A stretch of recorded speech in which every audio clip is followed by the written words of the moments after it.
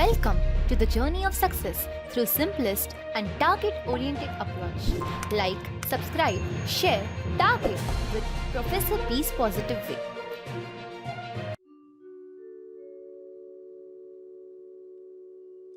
नमस्कार विद्यार्थी मित्र हो.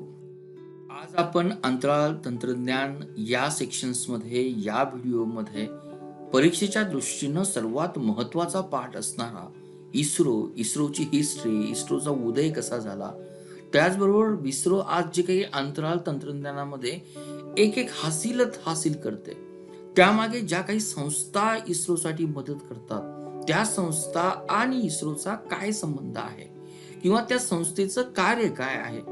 इस्रोचं टोटल हायरार्कीमध्ये देशाच्या सेंटर्समध्ये केंद्राकडे कशा पद्धतीनं रिपोर्टिंग केलं जातं हे देखील पाहत असताना आपल्याला प्रत्येक संस्थेचा शॉर्ट फॉर्म देखील पाहायचा आहे. त्या पलीकडे या संस्थेचं सेंटर कुठे आहे, या ठिकाणी कुठलं कार्य केलं जातं आणि इस्रोच्या संदर्भात भविष्यामध्ये असणारे चेंजेस या व्हिडिओच्या माध्यमातून आपण पाहण्याचा प्रयत्न करणार आहोत. विद्यार्थी मित्र हो, हा जर व्हिडिओ तुम्हाला आवडला असेल तर तुम्ही मला 4 पद्धतीने थँक्यू म्हणू शकाल.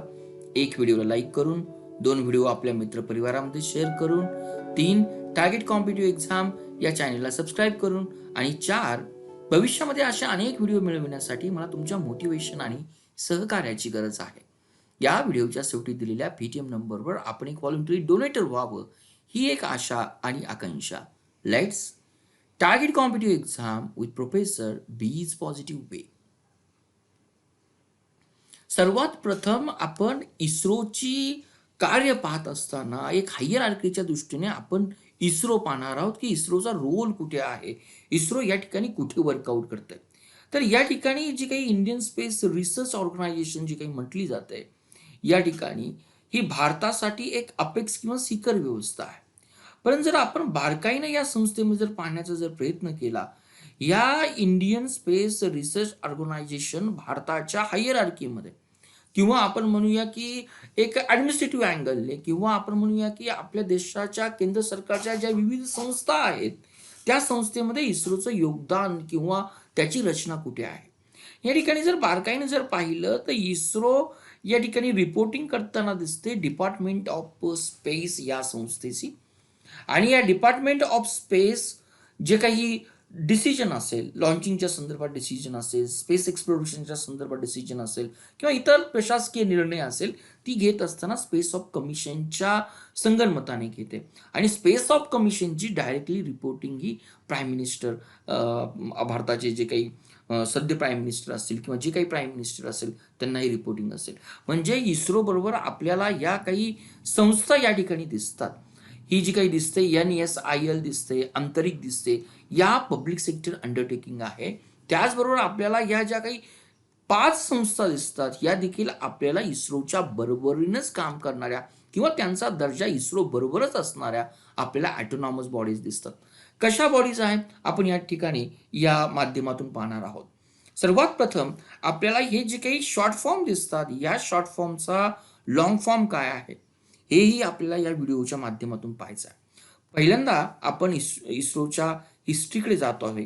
हिस्ट्रीकडे जात असताना, इतिहासाकडे जात असताना आपल्याला एक गोष्ट या ठिकाणी दिसते. साधारणपणे 1962 पर्यंत जे काही मी या ठिकाणी तुम्हाला मेन्शन्स केलेले दिसत आहे, याला डिपार्टमेंट ऑफ ॲटॉमिक एनर्जी असं म्हटलं जातं. डिपार्टमेंट ऑफ ॲटॉमिक एनर्जी याच्या अंतर्गतच आपण 1962 मध्ये की त्या काळात जी काही सद्य आपण म्हणूया की तत्कालीन असं म्हणूया, सद्य म्हणण्यापेक्षा तत्कालीन जागतिक पटलावर ज्या काही घडामोडी झाल्या त्यामध्ये 1962चं चायनाचं युद्ध असेल किंवा त्यामध्ये 1962चं भारतातील राजकीय नेतृत्व असेल किंवा त्या काळामध्ये भारतातील आपण म्हणूया की अणुबॉम्ब किंवा जे काही ॲटॉमिक एनर्जीच्या संदर्भातील जो काही विकास चालू होता, त्या विकासाला अनुसरून तत्कालीन गरज अशी ठरली, डॉक्टर साराभाई यांच्या नेतृत्वाखाली जे आपण पाहणार आहोत, डॉक्टर साराभाई यांच्या नेतृत्वाखाली एक डिसिजन घेण्यात आला, एक कमिटी स्थापन करण्यात आली आणि त्या कमिटीचंच नाव आपण या ठिकाणी मेन्शन्स केलेले, Indian national committee on space and research, ज्याला आपण इन्कॉस्पार म्हटलं जातं. या इन्कॉस्पारची स्थापना झाल्यानंतर सर्वात प्रथम आपण या पद्धतीनं मूव्ह करतो आणि 1969 मध्येच याच इनकॉस्पॉरचं एक आपण म्हणूया आधुनिक रूप किंवा तिचं नाव जे काही चेंज करण्यात आलं, तिलाच इंडियन स्पेस रिसर्च ऑर्गनायझेशन म्हटलं जातं 1969ला. अजूनही 1969 पर्यंत ही डिपार्टमेंट ऑफ ॲटॉमिक एनर्जीच्या अंतर्गत होती. परंतु नंतर प्रशासकीय चेंजनुसार 1972 पासून जे काही आपण स्पेस कमिशन जे पूर्णपणे आपल्या स्पेस ॲक्टिव्हिटीसाठी रिस्पॉन्सिबल असेल, जसं मी मागे सांगितलं, याची स्थापना करण्यात आली आणि या स्पेस कमिशनच्या अंतर्गत डिपार्टमेंट ऑफ स्पेस याची देखील निर्मिती करण्यात आली. ह्या ज्या काही प्रशासकीय चेंजेस आहेत, या प्रशासकीच्या चेंजेसच्या अंतर्गत इस्रोचा अंतर्भाव येतो, हेही आपण या डायग्रामच्या माध्यमातून समजून घेऊया. म्हणजे थोडक्यात आजही इस्रो या स्ट्रक्चरप्रमाणे काम केली जाते आणि इस्रोचे जे काही चेअरमन आहेत, ते चेअरमन्स आपल्याला डिपार्टमेंट ऑफ स्पेसचे सेक्रेटरी म्हणून काम करतात. हा एक MCQ बेस्ड क्वेश्चन्स आपल्याला या ठिकाणी माहीत असणं सर्वात गरजेचं आहे. नेक्स्ट आपण या हिस्ट्रीच्या ज्यावेळेस पुढे जातो, डॉक्टर विक्रम साराभाई यांचं कॉन्ट्रीब्युशन जर पाहिलं, हा जरी या ठिकाणी शब्द जरी असेल, डॉक्टर विक्रम साराभाई, ते नाव मी का लिहितो, यांच्या वडिलांचं नाव जे काही होतं, त्या वडिलांचं नाव होतं अंबादास. आता ह्या अंबादास नावाचा संदर्भ काय, या ठिकाणी हा VI हा यस दिसतोय तुम्हाला, या ठिकाणी VIK आपण थोडंसं एक्सटेंड करूया, ए दिसतोय आणि या ठिकाणी यस दिसतोय. या नावाचं जर कॉम्बिनेशन्स केलं तर आपल्याला जो काही शब्द येतो त्याला विकास असं म्हटलं जातं. डॉक्टर विक्रम साराभाई हे भारतीय अंतराळ कार्यक्रमाचे जनक किंवा फादर म्हटलं जातं. यांचं कॉन्ट्रीब्युशन हे विकास, आपण हे नाव किंवा हे विकास जे काही इंजिन आहे, याला मोस्टली आपण लिक्विड इंजिन असं म्हटलं जातं. ज्या काही आपल्या लॉन्च यांच्या लिक्विड स्टेजेस आहे PSLV मध्ये, त्याच पद्धतीने GSLV मध्ये लिक्विड स्टेजमध्ये जे काही इंजिन वापरलं जातं, त्या इंजिनाचं नाव विकास इंजिन आहे. हा सर्वात महत्त्वाचा पॉईंट आपण या ठिकाणी लक्षात घेऊया. आता ज्यावेळेस इनकॉस्पॉरचे डॉक्टर विक्रम साराभाई हे ज्यावेळेस चेअरमन होते, त्यावेळेस त्यांनी आपला इनकॉस्पॉरचं नंतरच्या पर्यायानं जी काही इस्रो संस्था झाली, त्याचं एक उद्दिष्ट सांगितलं होतं की आमची म्हणजे भारतासारख्या विकसनशील देश ज्यावेळेस स्पेसमध्ये पडला, ज्यावेळेस त्यांनी अंतराळ संशोधनामध्ये संशोधन करण्याचं ठरवलं, तर डेफिनेटली त्यावेळेस भरपूर प्रश्न निर्माण झाले की 1962चा तत्कालीन काळ पहा, की आपल्याला त्यावेळेस बेसिक अन्नधान्याची गरज देखील आपण आपल्या जनतेची भागू शकत नव्हतो. त्यामुळे भारताला या कार्यक्रमाची गरज काय, ही जी काही शंका डेव्हलप नेशन एक क्रिएट करत होते, एक उपलब्ध करत होते, त्यांना उत्तर डॉक्टर साराभाई यांनीच दिलं की आमचा पर्पज हा या आधुनिक राष्ट्रांशी कॉम्पिटिशन करणं बिलकुल नाही आहे. आम्हाला भविष्यामध्ये कुठलेही फॅन्सी प्रोजेक्ट करायचे नाही आहेत. आम्हाला ना मूनवर जायचं आहे किंवा ना मॅन स्पेस फ्लाईट आम्हाला इम्प्लिमेंट करायची आहे. पण आमचा मेन पर्पज सामान्य माणसाचे आणि सोसायटीचे प्रॉब्लेम्स या माध्यमातून सोडवणं, हाच आमचा उद्देश आहे. परंतु आज आपण जर पाहिलं, 2008 मध्ये भारतानं आपलं चांद्रयान मिशन लॉन्च केलं. त्या चांद्रयान मिशनचा सेकंड पार्ट आपण 2019च्या दरम्यान आपण लॉन्च केला आणि 2013 मध्ये आपली जी काही तयारी चालू होती ती मंगळयानकडे, त्याला मार्स ऑर्बिटल मिशन असं म्हटलं जातं. सांगायचा उद्देश असा, आपण पहिल्यांदा हे मिशन स्टार्ट करत असताना बेसिकली एक ह्युमनची, मानवाची आणि सोसायटीची गरज भागविणं हा उद्देश होता. आपल्याला कुठलेही फॅन्सी प्रोजेक्ट करायचे नव्हते. परंतु आज इस्रो ज्या अर्थी चंद्रावरचा विचार करते, ज्या अर्थी मंगळावरचा विचार करते, ज्या अर्थी आपल्याकडे ॲस्ट्रोसॅटी दुर्बीण आहे, याचाच अर्थ टप्प्याटप्प्याने काळाप्रमाणे आपण ही आपली उद्दिष्ट चेंज करत आलेलो आहोत. हा संदर्भ मुद्दाम आपण या ठिकाणी लक्षात घेऊया. आपण पाहिलं की पहिल्यांदा स्थापना झाली Indian national committee on space and research, ज्यालाच आपण इनकॉस्पॉर असं म्हटलं जातं. आता इनकॉस्पॉर स्थापन झाल्यानंतर पहिल्यांदा 1963 मध्ये आपण केरळमधील तिरुअनंतपुरम जवळील जे काही तुंबा एक छोटंसं गाव होतं, हे थुंबा गाव पृथ्वीच्या मॅग्नेटिक सेंटरच्या जवळ आहे. That is one of the reasons आपण या गावाला चूज केलं. हे मुद्दाम मी तुम्हाला हे चर्चचं लोकेशन दिलेलं आहे. आज हे चर्चमध्ये आपल्याला पहिल्यांदा हे आपण म्हणूया तत्कालीन इन्कॉस्पॉटचं सेंटर चालू झालं. आणि हे जे काही Thumba equatorial rocket launching station आहे, नावच दिलेलं आहे Thumba equatorial rocket launching station. आजही भारतातील जे काही रॉकेट साऊंडिंग रॉकेट जे काही आहेत, जे रोहिणी सिरीजचे आहेत, रोहिणी 200 आहे, यामध्ये रोहिणी 300 आहेत, यामध्ये रोहिणी 560 आहेत. या रॉकेटचं लॉन्चिंग आजही थुंबा इक्वेटोरियल रॉकेट लॉन्चिंग स्टेशनवर केलं जातं. आणि मोस्टली भारतातील रॉकेट सायन्समध्ये याला या ठिकाणाला मक्का ही एक अॅनॉलॉजी वापरली जाते. ती आपण मला वाटतं अगदी परफेक्ट अॅनॉलॉजी या ठिकाणी नमूद केली जाते. आपण इस्रोची हिस्ट्री पाहतोय, इस्रो बरोबर कुठले कुठले सेंटर्स आहेत ते आपण ह्या पाहण्याचा प्रयत्न करतोय. पहिला आपण थुंबा येथील सेंटर्स पाहिला. नेक्स्ट आपण जाणार आहोत की या अंतर्गत कुठले प्रोग्राम्स आपण केले. 1967 मध्ये आपण ज्या ठिकाणी मी मेन्शन केलं थुंबा 1963 ला सुरुवात झालं. 1965 पासून आपण आपले रॉकेट लॉन्चिंग स्टेशन किंवा साऊंडिंग रॉकेट आपण इम्प्लिमेंट केली, रोहिणी सिरीज इम्प्लिमेंट केली. आणि 1967 मध्ये आपण काही प्रोग्राम्स इम्प्लिमेंट केले. आणि या प्रोग्राम्स मधला जो काही पहिला प्रोग्राम्स आहे, या ठिकाणी नावही मी तुम्हाला मेन्शन केलेलं आहे. मे बी परीक्षेच्या दृष्टीनं एक हिस्टॉरिकल पार्ट म्हणून जवळ तुम्ही लक्षात ठेवा. एक experimental satellite communication earth station.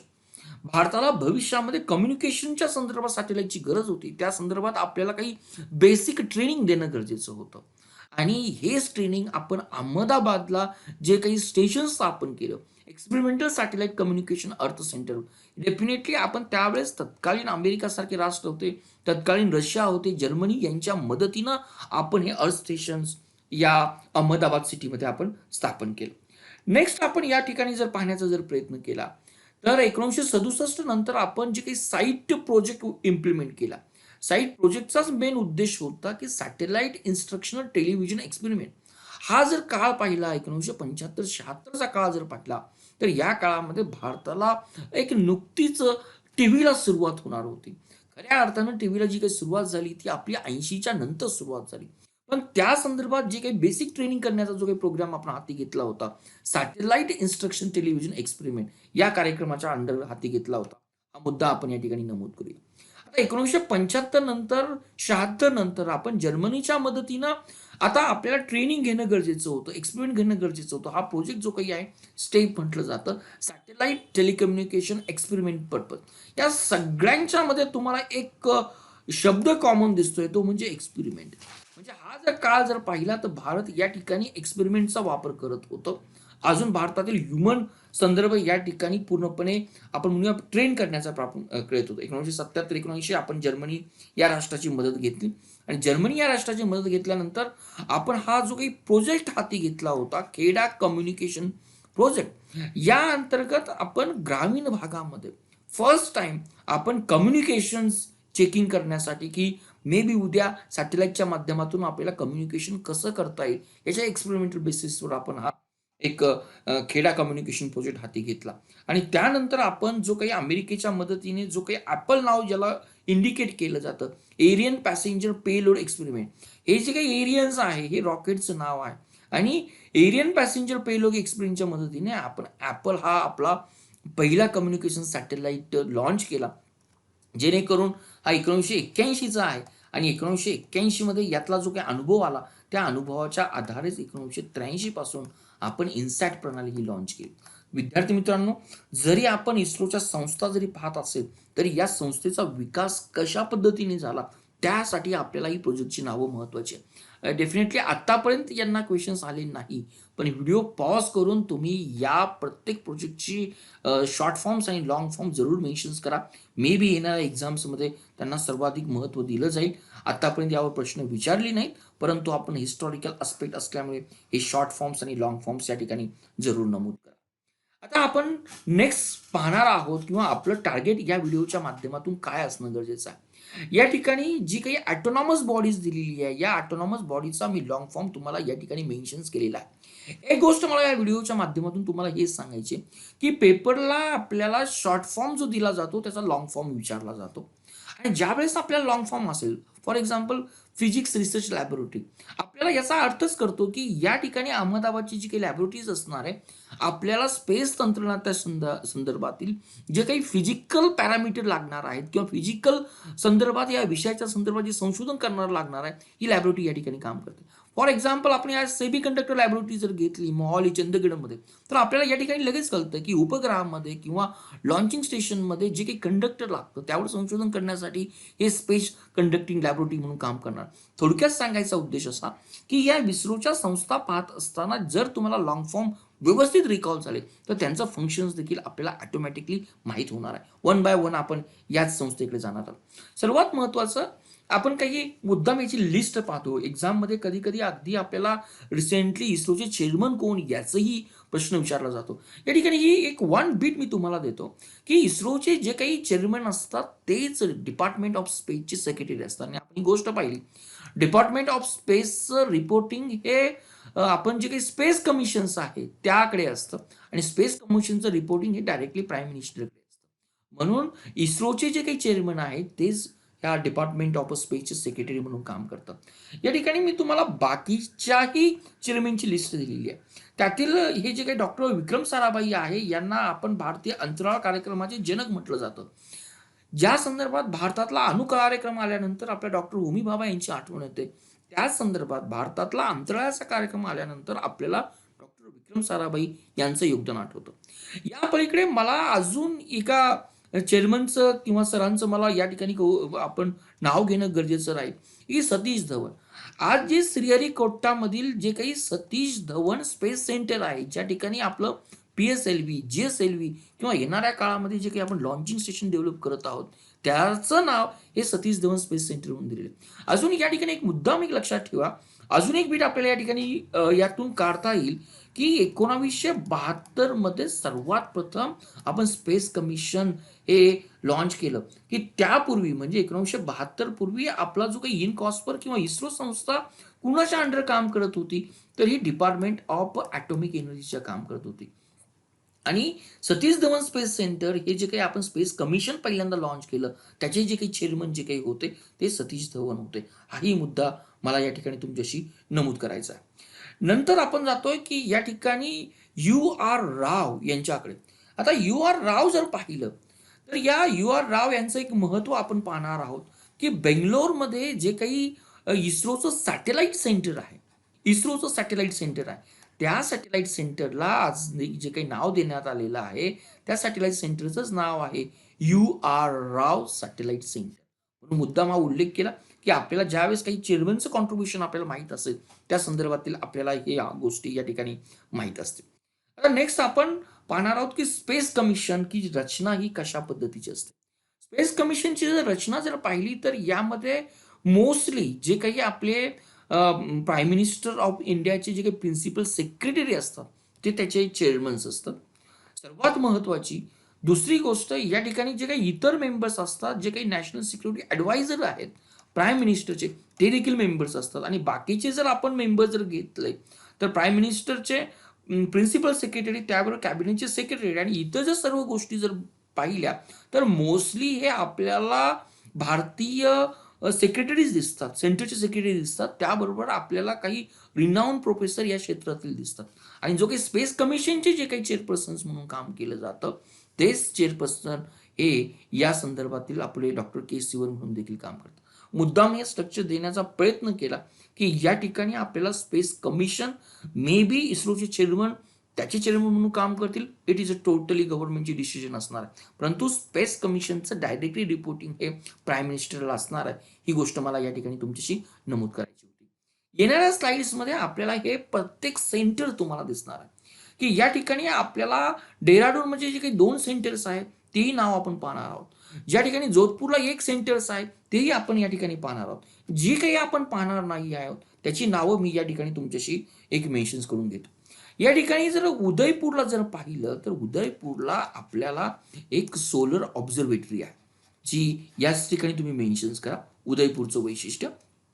या ठिकाणी माउंट आबूला जर पाहिलं तर आपल्याला जी काही IR, ज्याला इन्फ्रारेड टेलिस्कोप म्हटलं जातं, दुर्बीण जे काही म्हटलं जातं किंवा जे काही ऑब्झर्वेटरी जे काही म्हटली जाईल, ती आपल्याला माउंट अबू या ठिकाणी आपल्याला दिसून येते. नंतर या ठिकाणी आपल्याला जे काही अर्थ स्टेशन ते दिसतं, जे मोस्टली आपल्याला जे काही डेकूचा प्रोजेक्ट जो काही आहे अहमदाबादचा, त्या संदर्भातील अर्थ स्टेशन आपल्याला दिल्ली या ठिकाणी दिसून येतं. नेक्स्ट थिंग, आपण ज्यावेळेस सेंटरला जातो, या ठिकाणी आपल्याला इस्रोचे जे काही कमर्शियल विंग्स आपण जे काही पाहिले जातात, हे बाकीच्या देशांशी कॉन्टॅक्ट करण्यासाठी मुंबईमध्ये इस्रोचं हे लियासिन सेंटर्स म्हणून वर्कआउट करतं. हाही सेंटर आपण या ठिकाणी लक्षात घेऊया. हा बैलालू जरी पार्ट जरी दिला असेल तरी हे बेंगलोर जवळचं शहर आहे. या ठिकाणी आपण दोन गोष्टी पाहणार आहोत. इंडियन डीप स्पेस नेटवर्क पाहायचं आहे, Indian space science data centre, ही दोन सेंटर आपण नेक्स्ट स्लाइड्समध्ये पाहणार आहोत. पण बैलालू म्हटलं की बेंगलोरच्या जवळ आहे, हा याचा संदर्भ द्या. नेक्स्ट या ठिकाणी केरळमधील हे अलोवा सेंटर आपल्या दृष्टीने महत्वाचं असेल. हे अलोवा सेंटर काय आहे? या ठिकाणी या सेंटरवर हे अमोनियम परक्लोरेट हे या संदर्भातील एक रिसर्च सेंटर्स आहे. आता अमोनियम परक्लोरेट रॉकेटमध्ये जे काही आपण सॉलिड इंधन वापरतो, द्रवरूप इंधन वापरतो, त्यासाठी लागणारा हा महत्वाचा घटक आहे. हे आपण अमोनियम पावडर जी काही रिमूव्ह केली जाते ते अलोवामध्ये आहे. आणि अलोवाचं केरळचं वैशिष्ट्यच आहे की या ठिकाणी आपल्याला त्या सँड्समध्ये एक रिअर अर्थ मटेरियल्स मिळतात. हाही पॉईंट आपण या ठिकाणी जरूर आपण लक्षात ठेवूया. वन बाय वन आपण या सेंटरकडे जाणार आहोत. जसं मी मागच्या स्लाइड्समध्ये तुम्हाला नमूद केलं, आपल्याला लॉंग फॉर्म आला की आपल्याला त्याचं सेंटर करतं.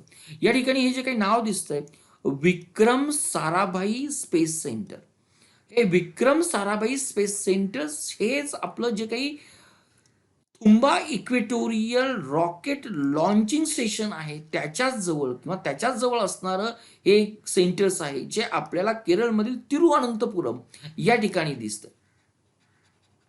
अनंतपुरम या ठिकाणी दिसतं. हे विक्रम साराभाई स्पेस सेंटरचा मेन पर्पज भारताचे जे काही आपण रॉकेट लॉन्चिंग व्हेकल्स आहेत, त्या रॉकेट लॉन्चिंग व्हेकलचं संशोधन करणं या संदर्भातील योगदान असेल.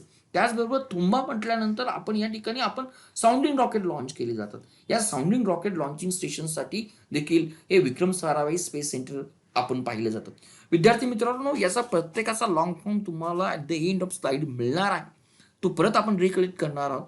या ठिकाणी हे जे काही नाव दिसतंय तुम्हाला, हे नाव जर पाहिलं, नावच या ठिकाणी दिलेलं आहे लिक्विड प्रोपल्जन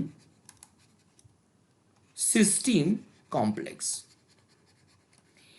आपल्या जी काही व्हेकल्स आहेत मोस्टली त्यामध्ये PSLV, GSLV या ठिकाणी जे काही लिक्विड फ्युएल लागणार आहे, या फ्युएलवर संशोधन करण्याचं ठिकाण भारतामध्ये दोन ठिकाणी केलं जातं. एक आहे त्रिवेंद्रम, ज्यालाच आपण तिरुअनंतपुरम केरळमधील असं म्हणूया, आणि दुसरं कर्नाटकमधील बेंगलुरूच आहे. या ठिकाणी या LPCची दोन सेंटर्स आहे. परंतु खऱ्या अर्थानं जे काही इंधन बनवलं जातं त्या इंधनावर जर टेस्टिंगचं जर काम करायचं जर असेल तर त्या ठिकाणी हे एक सेंटर्स आहे. त्या सेंटरलाच आपण नाव दिलं जातं इस्रोज प्रोपल्जन कॉम्प्लेक्स किंवा इस्रोज प्रोपल्जन सेंटर असं म्हटलं जातं. हे जे काही सेंटर्स आपल्याला जे काही आहे, हे सेंटर आपल्याला तामिळनाडू येथील महेंद्रगिरीमध्ये दिसतं. हा थोडक्यात लक्षात फरक समजूया. या ठिकाणी लिक्विड इंधनावर संशोधन केलं जातं. या ठिकाणी लिक्विड इंधनाची डिझाईन, या संदर्भातील त्याचं डेव्हलपमेंट, टेस्टिंग, परंतु खऱ्या अर्थानं ह्या सर्व इंधन जे काही या ठिकाणी विकसित केलेलं आहे त्याचं टेस्टिंग करण्याचं काम आपल्याला हे इस्रोज प्रोपल्जन सेंटर महेंद्रगिरी या तामिळनाडू या ठिकाणी केलं जातं.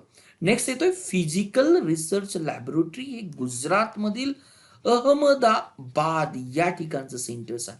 अहमदाबाद या ठिकाणी आपल्याला 3 मोर सेंटर पाहिजे. या ठिकाणचं हे पहिलं सेंटर्स आहे. आणि जी मी तुम्हाला उदयपूरची सोलर ऑब्झर्वेटरी सांगितली त्याचं कंट्रोल देखील या फिजिक्स रिसर्च लॅबोरेटरीज आहे. नावच दिले की फिजिक्स, मोस्टली आपल्याला फिजिक्सच्या संदर्भातील, IRच्या संदर्भातील किंवा जिओ कॉस्मिकच्या संदर्भातील जे काही प्लाझ्मा फिजिक्स आहे या संदर्भातील संशोधन या ठिकाणी केलं जातं. दुसरी जी काही सेमी कंडक्टर लॅबोरेटरी जी काही आहे, आज आपल्या चंदीगडमध्ये ही जी काही लॅबोरेटरीज आहे, नाव दिलेलं की सेमी कंडक्टर. मोस्टली या ठिकाणी सेमी कंडक्टरवर रिसर्च अँड डेव्हलपमेंट केला जातो. त्याचबरोबर सॅटेलाइटमध्ये जी काही मायक्रो इलेक्ट्रिकल सिस्टीम लागते किंवा जी काही प्रोसेसिंग टेक्नॉलॉजी लागतं या संदर्भातले संशोधन आपल्याला या ठिकाणी दिसून येतं. नेक्स्ट आपण ज्यावेळेस सेंटरला जाण्याचा प्रयत्न करतो त्या ठिकाणी हे जे काही आहे नॅशनल ॲटमॉस्फेरिक रिसर्च लॅबोरेटरी, हे जे काही आपल्याला तिरुपती म्हटलं की आपल्याला आंध्र प्रदेशची आठवण येते. हे तिरुपती जवळ जे चित्तूर छोटंसं सब अर्बन एरिया आहे या ठिकाणी आपल्याला हे नॅशनल आपण म्हणूया ॲटमॉस्फेरिक रिसर्च लॅबोरेटरीज, नावच दिलं की ॲटमॉस्फेरिक. मोस्टली ॲटमॉस्फिअर्समध्ये ऑलमोस्ट 50 किलोमीटर्समध्ये जे काही संशोधन केलं जातं त्या ठिकाणचं फंडामेंटल आणि अप्लाय पार्ट या ठिकाणी केला जातो. दुसरं आहे space application centre. Space application सेंटरचा मेन भारताच्या इस्रोच्या संशोधनाने जे काही हासिल केलेलं आहे त्या तंत्रज्ञानाचा उपयोग भारत सरकारला, भारतीय लोकांना, भारतीय कम्युनिटीला व्हावा म्हणून या ठिकाणी या स्पेस ॲप्लिकेशन सेंटरचा वापर केला जातो. आणि मोस्टली या स्पेस ॲप्लिकेशन सेंटरच्या अंतर्गतच आपल्याला दिल्ली अर्थ स्टेशन या ठिकाणी हे डेमॉन्स्ट्रेशन पर्पज केलं जातं. मेनली उपयोजन करणं, कारण स्पेस या तंत्रज्ञानाचा किंवा अंतराळ तंत्रज्ञानाचा वापर हा जोपर्यंत आपल्याला ह्युमन यूजसाठी होत नाही, सोसायटीसाठी होत नाही, तोपर्यंत हे तंत्रज्ञान सामान्य माणसाच्या रीचमध्ये येऊ शकत नाही. हे स्पेस ॲप्लिकेशन सेंटर जे जे आपल्याला सेंटर दिसतं हे देखील आपल्याला हे अहमदाबाद या ठिकाणी गुजरातमध्ये दिसून येतं. याचाच एक खास नॉर्थ ईस्टर्न स्टेट्ससाठी जे काही सेंटर्स आहे ते मेघालयमधील आपल्याला शिलाँग या राजधानीच्या ठिकाणी याचं सेंटर दिसतं. हे space application centre north eastern part सोडून बाकीच्या राष्ट्रांना म्हणण्यापेक्षा आपण भारतीय स्टेटला हेल्पफुल ठरणार आहे. परंतु नॉर्थ ईस्टर्न स्टेटसाठी जो काही आपण स्पेस इन्फॉर्मेशन घेतो किंवा जे काही आपण हासिल केलेलं आहे, मे बी रिमोट सेन्सिंगच्या संदर्भात असेल, मे बी जिओग्राफिकल सिस्टीमच्या संदर्भात असेल, सॅटेलाइट कम्युनिकेशनच्या संदर्भात असेल, हे नॉर्थ ईस्टर्न आपण म्हणूया स्टेटसाठी याचा ॲप्लिकेशन्स केला जातो. नंतर आपण ज्यावेळेस नेक्स्ट मूव्ह करतो नेक्स्ट सेंटरकडे, त्या ठिकाणी जसं मी मेन्शन केलं हे इस्रो सॅटेलाइट सेंटर म्हणून याचं नाव होतं. परंतु जे काही आपले चेअरमन मी मेन्शन केलं UR राव सॅटेलाइट सेंटर, यांच्या स्मरणार्थ या सेंटरला आता हे UR राव सॅटेलाइट सेंटर हे नाव देण्यात आलेलं आहे. आणि हे सेंटर आता हे आपल्याला दिसतं बेंगळुरूमध्ये. आणि नावच आहे सॅटेलाइट सेंटर. सॅटेलाइटची डिझाईन करणं, आतापर्यंत जे काही भारताचे हिस्टॉरिकल सॅटेलाइट होतं, आर्यभट्ट होता, भास्कर्स होतं, किंवा अमेरिकेने आपल्याला मदत केलं ॲपल्स होता, नंतर इंडियन रिमोट नॅशनल सेंटिंग होते, किंवा नंतरच्या काळामध्ये जे काही आपण सॅटेलाइट डेव्हलप करत आहोत त्याचं डिझाईन करण्याचं सेंटर्स हे पहिल्यांदा कुठं केलं असेल तर UR राव सॅटेलाइट सेंटर्समध्ये केलं जातं. नेक्स्ट येतोय laboratory for the electro optics. हा शब्द खूप महत्वाचा आहे. इलेक्ट्रो ऑप्टिक्स म्हणजे जे IR किंवा इंडियन रिमोट सेन्सिंग किंवा इंडियन रिमोट सॅटेलाइट जे आहे त्यामध्ये आपल्याला जे काही हाय रिझोल्युशनचे कॅमेरे लागतात, ऑप्टिक्स लागतं, यावर संशोधन करण्याचं काम या सेंटर्समध्ये केलं जातं. त्याही बरोबर आपल्याला जो काही गायडन्स सिस्टीम उपग्रहामध्ये काम करते, कंट्रोल सिस्टीम जी काही ग्राउंड स्टेशनला काम करते, त्याच ठिकाणी लागणारे सेन्सॉर या ठिकाणी बनवले जातात, त्यावर सेंटर करण्याचं काम हे केलं जातं. लॉंग फॉर्म मी या ठिकाणी परत तुमच्याशी मेन्शन्स करतोय. हा जो काही लॉंग फॉर्म आहे त्याला आपण laboratory for electro optics system असंही म्हटलं जातं. आणि याचं केंद्र देखील आपल्याला बेंगळुरू इथे दिसतं. ज्या अर्थी मी त्याचा लॉंग फॉर्म मेन्शन्स करतोय, त्याचं केंद्र मेन्शन्स करतोय, त्या अर्थी आपण या ठिकाणी समजून घेऊया की हे ॲक्रोनियम, त्याचं शॉर्ट फॉर्म्स, लॉंग फॉर्म हे सर्वात महत्त्वाचं आपल्याला दिसेल. दुसरं दिलंय की सतीश धवन स्पेस सेंटर. या ठिकाणी ही गोष्ट लक्षात ठेवा, आज जे काही आपल्याला श्रीहरिकोटा हे जे काही आपल्याला आंध्र प्रदेशमधील किनाऱ्यावरील जे काही शहर दिसतंय त्याचा एक छोटासा आयलंडचा भाग आहे. या आयलंडच्या भागामध्ये आपल्याला 2 फॅसिलिटी सेंटर दिसतात रॉकेट लॉन्च करण्यासाठी. आजही आपलं PSLV, त्याचबरोबर GSLV आणि जे काही साऊंडिंग रॉकेटचं आपण टेस्टिंग करतो तेच हे सतीश धवन स्पेस सेंटरवरून केलं जातं. या सतीश धवन स्पेस सेंटरमध्ये आपल्याकडे 2 आपल्याला स्टेशन दिसतात. येणाऱ्या काळामध्ये आपण स्मॉल सॅटेलाइट लॉन्चिंग स्टेशन देखील या ठिकाणी इम्प्लिमेंट करण्याचा प्रयत्न करणार आहोत. या स्टेशनला पूर्वी जे काही नाव होतं ते नाव होतं शार. या ठिकाणी शार म्हणजेच काय, तर सॅटेलाइट किंवा आपण या ठिकाणी श्रीहरिकोटा नाव दिलेलं आहे. श्रीहरिकोटा हाय अल्टिट्यूड रेंज, या श्रीहरिकोटा हाय अल्टिट्यूड रेंजला आपण सतीश धवन स्पेस सेंटर असं म्हटलेलं आहे. आणि 1963 मध्ये आपण स्थापन केलेलं तुंबा इक्विटरी रॉकेट लॉन्चिंग स्टेशन आजही आपण हे साऊंडिंग रॉकेटच्या लॉन्चिंग स्टेशनसाठी केलं जातं. आणि हे ज्याचं सेंटर जे काही म्हटलं जातं हे देखील आपल्याला तिरुअनंतपुरम या ठिकाणी आपल्याला हे केरळमधील सेंटर आपल्याला दिसून येतं. नेक्स्ट आपण जातोय, ज्यावेळेस 2008 मध्ये आपण आपलं चांद्रयान हा प्रोग्राम लॉन्च केला. खास चांद्रयान प्रोग्रामसाठी आपण जे बेंगलोर जवळचं जे काही उपपाठ आहे त्याला जे काही नाव दिलं जातं बैलालू. बैलालू या ठिकाणी आपण 2 स्टेशन लॉन्च केली. एकाचं नाव जे काही होतं इंडियन डीप स्पेस नेटवर्क नाव दिलेलं आहे, की या ठिकाणी या पद्धतीचे आपल्याकडे नेटवर्क फॅसिलिटी असणार आहे, कंट्रोल फॅसिलिटी असणार आहे. इवन मून आणि मून पलीकडे जर उद्या आपला एखादा टेलिस्कोप गेला जात असेल किंवा एखादं स्पेस मिशन जर जात असेल त्यावर कंट्रोल ठेवण्यासाठी आज हे काम करत आहे मूनचं किंवा चांद्रयान स्पेस लॉन्च झाल्यानंतर. आणि दुसरं या ठिकाणी आपण जे काही सेंटर लॉन्च केलेलं आहे त्यालाच आपण म्हटलेले Indian space science data centre. या मिशनकडून जो काही डेटा येतो त्या डेटाचं अनालिसिस करणं किंवा त्या उपग्रहावर आपण जे काही पेलोड ठेवलेला आहे त्या पेलोडचा जो काही आपल्याला डेटा आपल्याला मिळणार आहे तो रिअल टाइमला प्रोव्हाइड करणं, त्याचं प्रोसेसिंग करणं आणि त्या त्या डिपार्टमेंटला डिस्ट्रीब्यूट करणं, हे काम आपल्या दोन्ही ठिकाणी आपल्याला दिसून येतं. नेक्स्ट पार्ट जर आपण या ठिकाणी पाहिला तर हे नॅशनल रिमोट सेन्सिंग सेंटर्स हे आज आपल्याला तेलंगणा या राज्यातील हैदराबाद या ठिकाणी दिसून येतं. या हैदराबाद स्टेशन्समध्ये मेन पर्पज भारतामध्ये जे काही इंडियन रिमोट सेन्सिंग सॅटेलाइटचे डेटाचं काम जे काही आपण म्हणूया की अर्थ ऑब्झर्वेशन करणं काम आहे, या अर्थ ऑब्झर्वेशनकडून जो डेटा आला जातो तो पहिल्यांदा नॅशनल रिमोट सेन्सिंग सॅटेलाइटला दिला जातो. आणि या संदर्भातील जे काही स्किल आहे किंवा ज्या ठिकाणी मॅनपॉवर डेव्हलप करण्याचं काम जर कुठं केलं जात असेल तर आपली डेहराडून इथली जी काही संस्था आहे Indian institute of the remote sensing, या संस्थेचं नाव जे काही आहे डेहराडून उत्तराखंड मधली संस्था आहे. परत मी रिपीट करतो, Indian institute of the remote sensing या आपली संस्था आहे. अजून एक गोष्ट आपण या ठिकाणी मुद्दाम या ठिकाणी लक्षात घेऊया की भारताच्या संदर्भात IRS उपग्रहातून जो डाटा येणार आहे पहिल्यांदा तो डाटा हैदराबाद येथील नॅशनल रिमोट सेन्सिंग सेंटरला येणार आहे. परंतु याही व्यतिरिक्त आपल्याकडे काही सेंटरनुसार हे काही आपण त्याचे रिजनल आपण असं म्हणूया रिजनल रिमोट सेन्सिंग सेंटर आहे, त्याचं नाव RSCC दिलेलं आहे. जर सेंटरमध्ये जर असेल तर हे रिजनल रिमोट सेंटर जे काही दिसतंय आपल्याला नागपूर या ठिकाणी दिसतंय. जर रिजनल रिमोट सेन्सिंग सेंटर जर आपण ईस्टचा जर विचार केला तर त्याचं जे काही सेंटर्स आहे ते आपल्याला कोलकाता या ठिकाणी दिसतं. रिजनल रिमोट सेन्सिंग सेंटर जर आपण वेस्टचा जर विचार केला तर आपल्याला हे सेंटर दिसतंय जोधपूर या ठिकाणी. हे रिजनल रिमोट सेन्सिंग सेंटर जर आपण नॉर्थचा जर विचार केला तर हे आपल्याला जे काही सेंटर दिसतंय ते आपल्याला सेंटर दिसतंय नॉर्थमध्ये हे डेहराडून या ठिकाणी दिसतंय.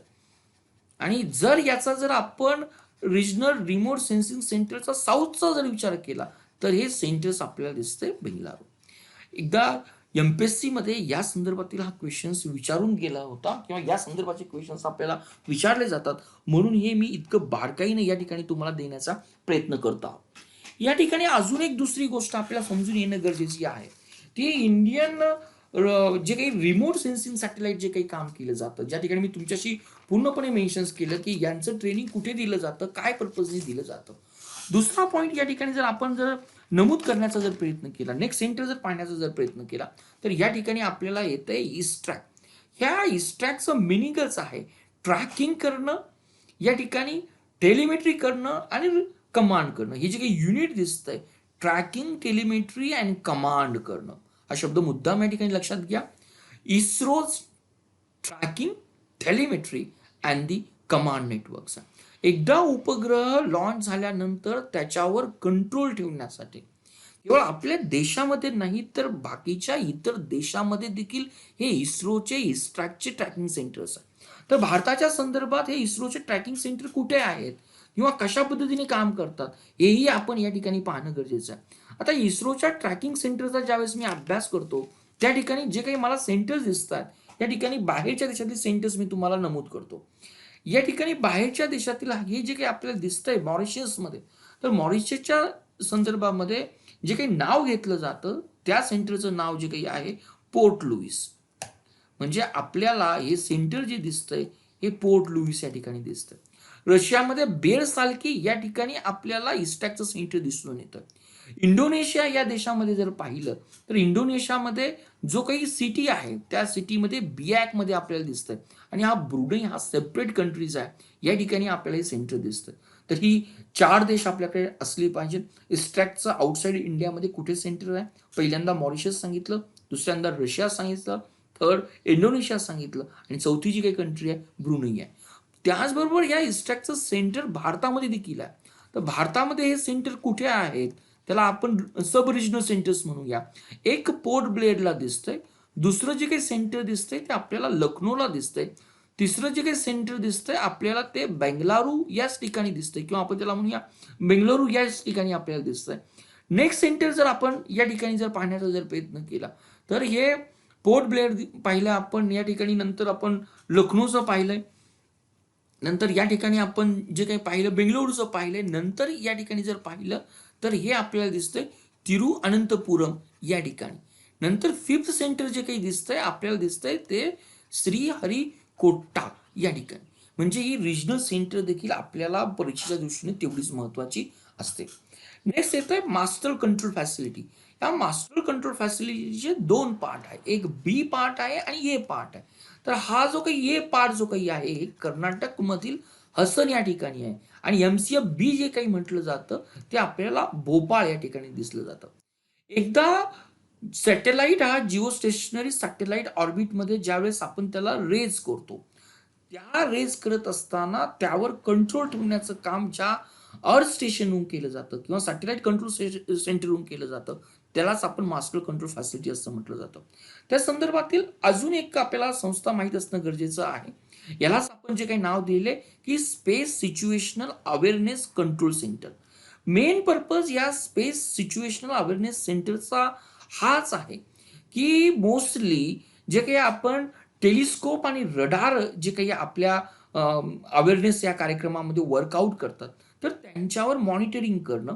त्यांच्यावर मॉनिटरिंग करत असताना सर्वात महत्वाची गोष्ट या टेलिस्कोप आणि रडारचं सिस्टीम जे काही स्पेसमधून डेब्रीज येतात या डेब्रीजमुळे किंवा आपण जे काही कचरा जो काही म्हटला जातो या कचऱ्याचा भारतीय उपग्रहांना काही तोटा होतो का किंवा त्यांच्यावर काही इम्पॅक्ट होतो का त्यांचा अभ्यास करण्यासाठी ही संस्था आपल्याकडे बेंगळुरू या ठिकाणी दिसून येते. नावच दिलेले की space situation awareness control system. या संस्था स्थापन करण्याचा सर्वात महत्वाचा फायदा काय झाला तर आता आपण नॉर्डक हे जे काही सिच्युएशन्स आहे ज्याला नॉर्डॅक असं म्हटलं जातं, North American air force defence NORAD आपण असं म्हणूया.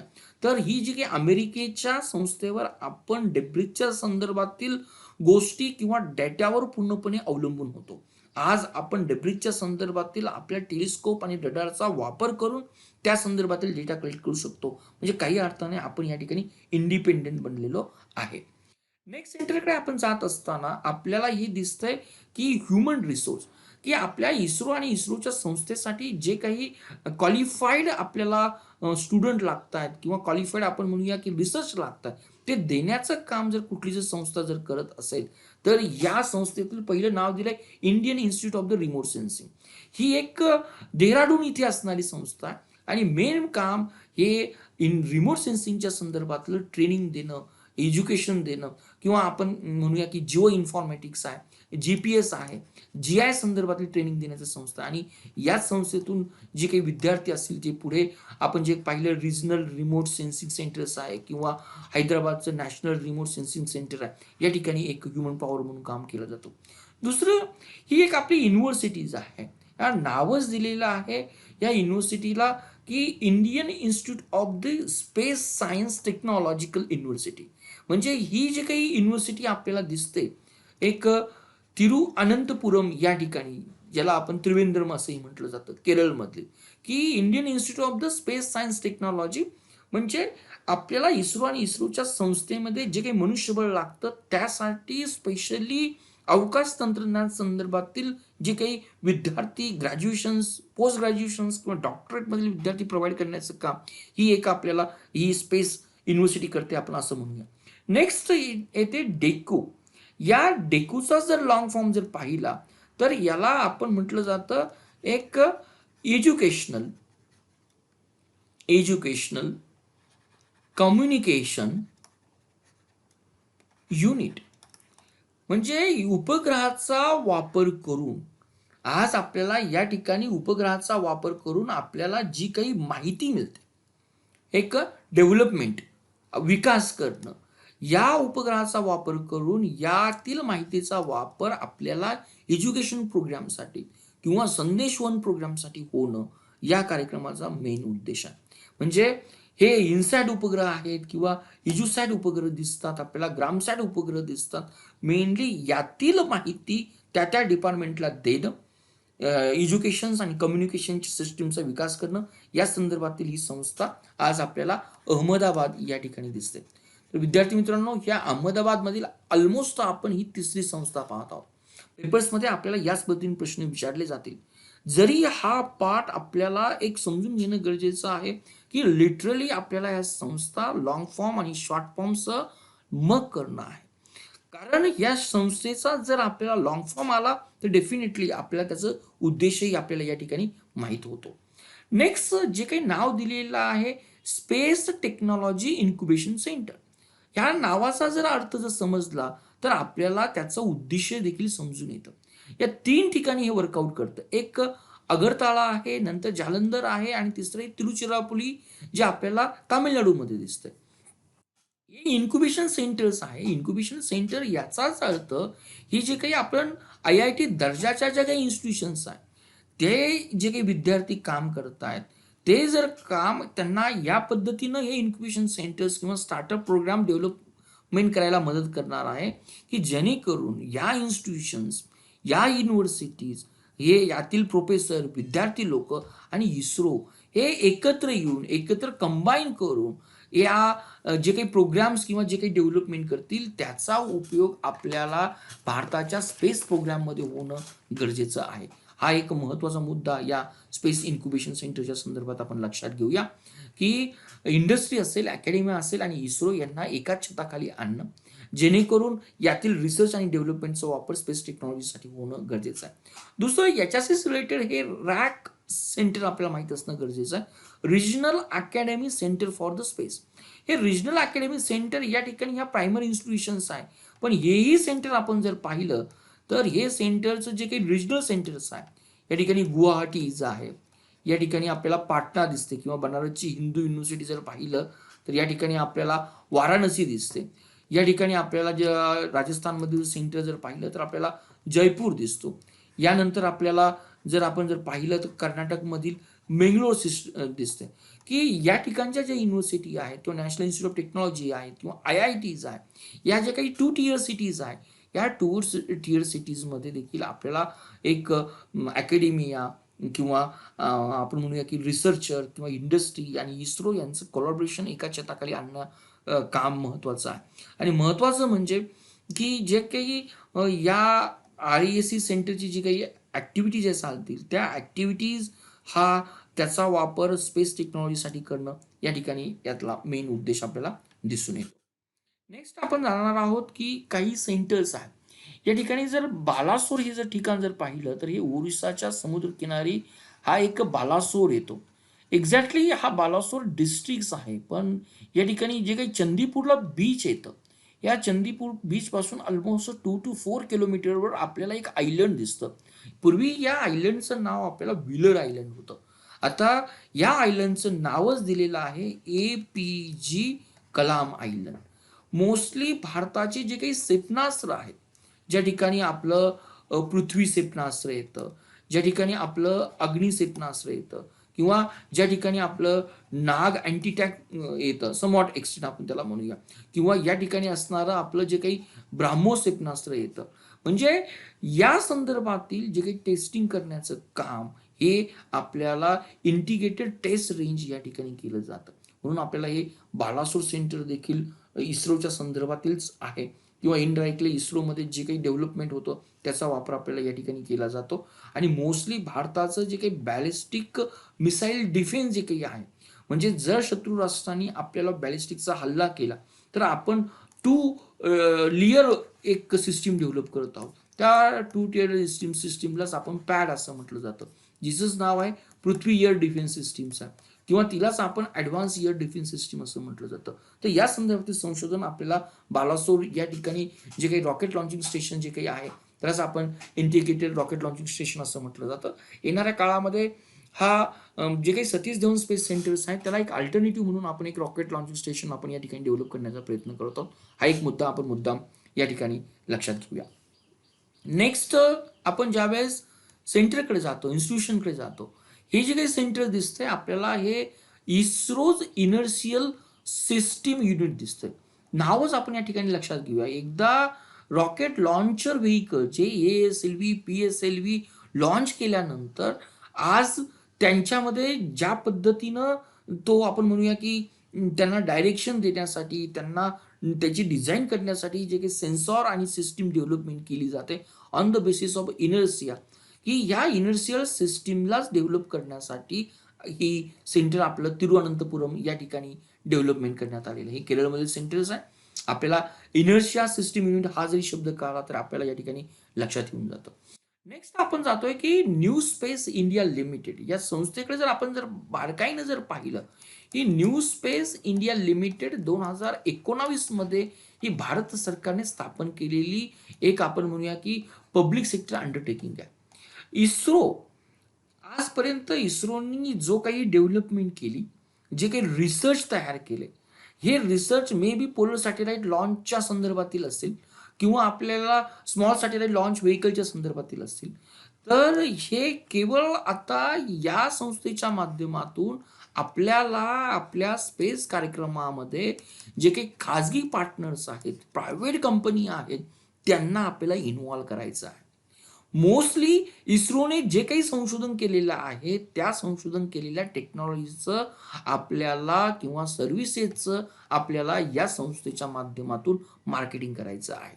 आणि हे मार्केटिंग करत असताना ही जी काही टेक्नॉलॉजी आहे इस्रो मोर रिलायबल प्रायव्हेट पार्टनरकडे आपण म्हणूया ट्रान्सफर करणार आहे. थोडक्यात या पद्धतीनं इस्रो प्रायव्हेट पार्टनरला घेऊन जाते. जर आपण अमेरिकेचं जर पाहिलं तर अमेरिकेची नासा ही संस्था मेजर संस्था म्हणून देखील काम करते, परंतु अमेरिकेनं जे काही आपण म्हणूया थर्ड पार्टी देऊया किंवा प्रायव्हेट इन्स्टिट्यूशनला जे काही इन्क्लूड केलं आहे त्या महत्वाचं नाव येतं आपल्याला इलॉन मस्क यांचं. इलॉन मस्क म्हटलं की आपल्याला दिसते की स्पेस एक्स यांची कंपनी, त्याचबरोबर येणाऱ्या काळामध्ये अमेझॉनची आपल्याला दिसते ब्ल्यू ओरियन कंपनी. पण भारतामध्ये आपल्याला असे कुठलेही प्रायव्हेट पार्टनर आपल्याला दिसत नाही. स्पेस स्टेशन म्हटल्यानंतर आपल्याला फक्त इस्रो नाव आठवतं. न्यू स्पेस इंडिया लिमिटेड या माध्यमातून अशा पद्धतीच्या प्रायव्हेट कंपन्यांना प्रमोट करणं, त्यांना मोटिवेशन देणं हा न्यू स्पेस इंडिया लिमिटेड या संस्थेचा उद्देश आहे. 2019 मध्ये आपण ही संस्था स्थापन केली. आता हे जो काही ह्युमन स्पेस फ्लाईट सेंटर किंवा हा जो काही आपला प्रोग्राम आहे ह्युमन स्पेस फ्लाईट प्रोग्राम्स, हे बेंगळुरू इथं आपल्याला हे सेंटर्स आहेत.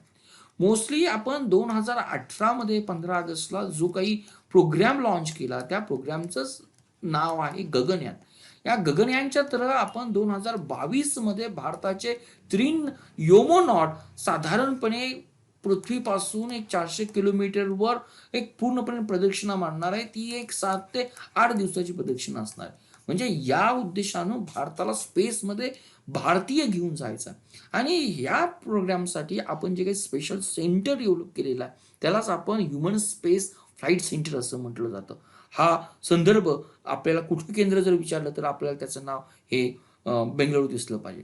दुसरं आहे अंतरिक्ष. हे नाव जरी आपल्याला थोडंसं अवघड जरी वाटत असेल तरी आपण हे नाव आपलं मराठी किंवा संस्कृत नाव आहे अंतरिक्ष कॉर्पोरेशन लिमिटेड, ज्यालाच आपण ACL असं म्हटलं जातं. 1992 मध्ये याची संस्था आपण स्थापन केली. साधारणपणे इस्रोचं जर लॉन्चिंग जर असेल, तर बाकीच्या देशातील प्रायव्हेट त्याचबरोबर सरकारी उपग्रह असतील किंवा विद्यार्थ्यांची क्युबीसॅट असेल किंवा प्रायव्हेट युनिव्हर्सिटी असेल, त्या उपग्रहांना लॉन्चिंग करण्यासाठी हे इस्रोच्या प्रोडक्ट आणि सर्व्हिसिंगची मार्केटिंग करणारी संस्था आहे. हे आपण या ठिकाणी सर्वात महत्त्वाचे लक्षात घेऊया. म्हणजे ही एक कमर्शियल विंग आहे. आणि या अंतरिक्ष सर्वात महत्वाचं वैशिष्ट्य आपण हेही समजून घेऊया, की आज या संस्थेला ज्यावेळेस 2008 मध्ये मिनिरत्न हा दर्जा देण्यात आला, त्याचा अर्थ ही संस्था भारतातील जरी पीओसी ओरिएंटेड जरी असेल, तरी ती भारताला मुनाफा देते किंवा प्रॉफिट ओरिएंटेड देते. हे सर्वात महत्वाचं आहे. याचा इनडायरेक्टली मीनिंग असा होतो, की आज इस्रोचे प्रोडक्ट केवळ फॅन्सी प्रोडक्ट नाहीये. आज इस्रोच्या टेक्नॉलॉजी मार्फत, रिसर्च प्रोडक्ट मार्फत किंवा स्पेस व्हेकलच्या मार्फत आज आपण रेव्हेन्यू जनरेट करू शकतो. ही एक डेफिनेटली आपण एक कौतुकास्पद गोष्ट आहे. ही या माध्यमातून आपण या ठिकाणी समजून घेऊया. दुसरा एक साधारणपणे जून 2020ला हा प्रोजेक्ट आपण लॉन्च केला. त्याचाही लॉंग फॉर्म मुद्दाम लक्षात ठेवा. या प्रोजेक्टचंच नाव आहे Indian national space promotion authorisation centre. आता मेन पर्पज काय आहे या प्रमोशनचा? मे बी आपण जे काही न्यू स्पेस इंडिया लिमिटेड 2019 मध्ये पाहिलं, त्यामध्ये आणि यामध्ये आपल्याला त्याच्या उद्दिष्टामध्ये थोडंसं कन्फ्युजन होईल. NSILचा मेन उद्देश काय आहे, की प्रायव्हेट पार्टनरला इस्रोने जे काही संशोधन केलेलं आहे त्याचा फायदा मिळवून घेणं. परंतु आपण म्हणूया की या NSILला मोर डिफाईन करण्यासाठी हा प्रोजेक्ट गव्हर्नमेंटनी लॉन्च केलेला आहे. मेन पर्पज येणाऱ्या काळामध्ये ज्यावेळेस आपण प्रायव्हेट पार्टनर ह्या इस्रोच्या प्रोग्रामच्या अंतर्गत घेणार आहोत, तर ही संस्था या NSIL आणि प्रायव्हेटमध्ये महत्त्वाचं फॅसिलिटर आणि रेग्युलेटर म्हणून काम करण्याचं महत्त्वाचं काम करणार. थोडक्यात इस्रोचे जे काही स्पेस बेस्ड ॲप्लिकेशन आणि सर्व्हिसेस आहे, त्याचा वापर आम आदमीला व्हावा, त्याचा वापर नॉट ओन्ली प्रायव्हेट इन्स्टिट्यूशनला व्हावा किंवा जे काही विद्यार्थी किंवा अकॅडमिक आहे त्यांना यापर्यंत जावं, हा उद्देश आपल्याला इन स्पेस या संदर्भातील आपल्याला दिसून येतो. थोडक्यात विद्यार्थी मित्रांनो, या प्रत्येक संस्थेचे मी तुम्हाला लॉंग फॉर्म दिलेले आहेत. हा व्हिडिओ इथे पॉज करा, या ठिकाणी त्याचा स्क्रीनशॉट घ्या आणि हे लॉंग फॉर्म लिटरली पाठ करा आणि त्याचा आपल्याला सेंटर देखील माहीत असणं गरजेचं आहे. त्यामुळे मी हा पाठ मुद्दाम या ठिकाणी रिपिटेशन करत नाही. दुसरी गोष्ट, आपल्याला इस्रोच्या संदर्भात ज्या ज्या काही संस्था काम करतात त्यांची हायरार्की कशी आहे हेही मी या ठिकाणी मेन्शन्स केलं. या ठिकाणी प्रत्येक संस्थेचा तुम्हाला लॉंग फॉर्म दिला जातो, शॉर्ट फॉर्म दिलेला आहे, आपल्याला लॉंग फॉर्म विचारला जातो, त्यांचं सेंटर्स विचारलं जातं. हेही सेंटर्स या माध्यमातून मी तुम्हाला देण्याचा प्रयत्न करतो. पहिल्यांदा प्रयत्न करा.